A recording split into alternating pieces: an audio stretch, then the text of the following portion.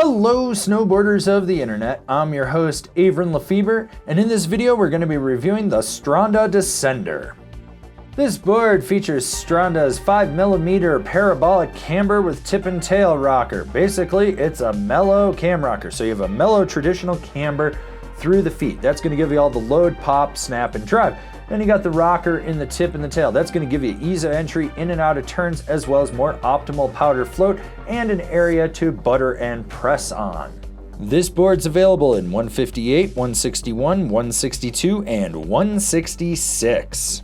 I rode this board at Copper Mountain on a day that had overcast skies, average to cooler temps, 6 to 10 inches of fresh powder depending on where you went on the mountain.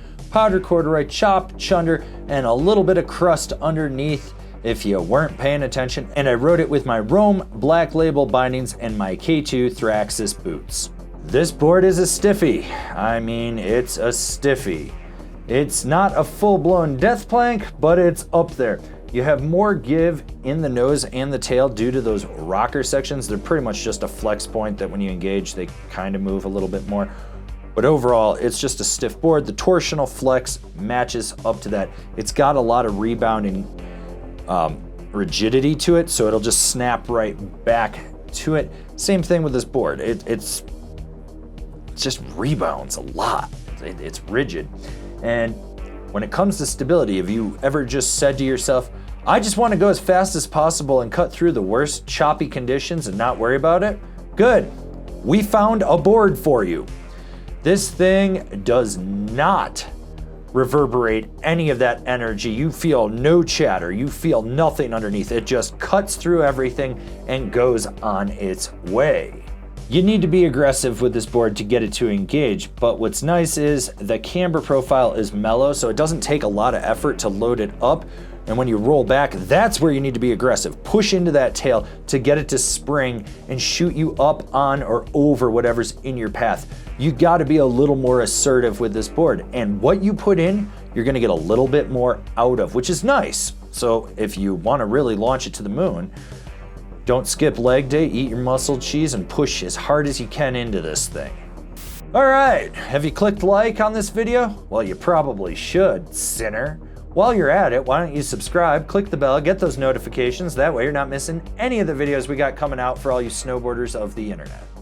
This board takes a little more effort than I'd like to admit to get it to butter and pow. Even though you've got that rocker in the nose and the tail, and there is a slight flex point where the camber meets it, you're leveraging your weight way out on the nose or way out on the tail and basically sitting on it and leaning into it to get it to engage. If you don't do that, they're gonna be soggy as shit, man. You're not gonna have a good butter on this thing. You've gotta use a little more muscle and just be a little more aggressive with it to get it to engage. This board has power, and it's quick and powerful edge to edge. You feel those bumps at the contact points right underfoot. They engage, right? You're gonna be able to ankle steer this with a lot of work, and you're gonna feel it lock in. When this board locks in, it locks in. This is a powder board that you can carve with, and they call it their directional backcountry free ride powder freestyle board.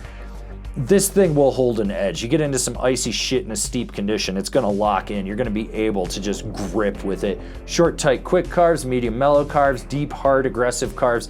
If you're throwing power into this thing, you're gonna get power back out of it.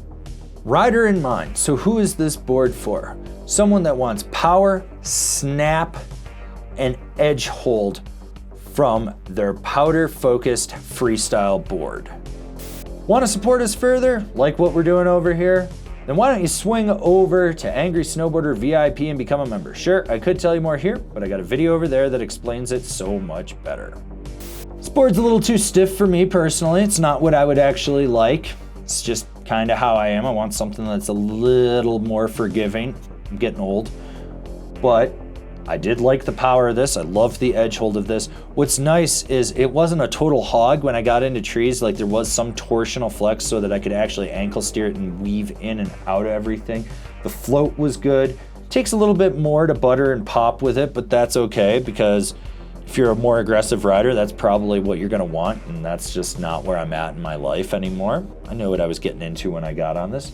Overall, great board though. Comparable boards, the Libtech Rig, the Rossignol Revenant, the Ride Deepfake. Binding recommendations, the Union Atlas Pro, the Rome Cleaver, the K2 Program. This has been my review of the Stranda Descender.